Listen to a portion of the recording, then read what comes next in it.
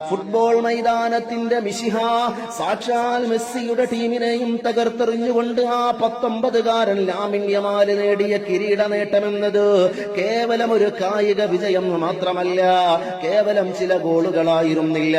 പാർശ്വവൽക്കരിക്കപ്പെട്ടവരുടെയും വേരുകൾ അറുക്കപ്പെട്ടവരുടെയും അടിച്ചമർത്തപ്പെട്ടവരുടെയും വിമോചനത്തിന്റെ മനോഹരമായൊരു കവിത കൂടിയത്രേ. ലോകത്തിന്റെ നെഞ്ചിടിപ്പിന്റെ താളത്തെ നിയന്ത്രിക്കുന്ന പുൽമൈതാനത്തിന്റെ നടുത്തളത്തില് വേരറുക്കപ്പെട്ട ജനതയായ ഫലസ്തീനിന്റെ പതാക കയ്യിലേന്തി ആ 19കാരൻ ലാമിൻ യമാൽ ലോക ജനതയ്ക്ക് മുന്നിൽ കാഴ്ചവെച്ചത് പ്രതിരോധത്തിന്റെ ഉദാത്തമായൊരു സാക്ഷ്യമാണ്.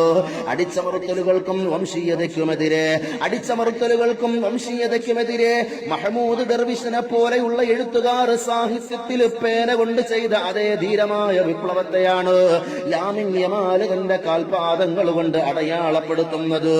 മർദിത പീഡിത ജനതകൾക്ക് വേണ്ടി കാലം ഇന്നോളം ഒരു ഗോൾ വലയും കിളിങ്ങിയിട്ടില്ലെങ്കിലും കാലം ഇതിനെ അടയാളപ്പെടുത്തട്ടെ. മൻറാമിങ്കും മുൻകറാ ഫൽയുഗയ്യിറുഹു ബിയദിഹി ഫഇല്ലം യസ്തതിഉ ഫബിലിസാനിഹി ഫഇല്ലം യസ്തതിഉ ഫബിഖൽബിഹി വദാലിക അദ്അഫുൽ ഈമാൻ.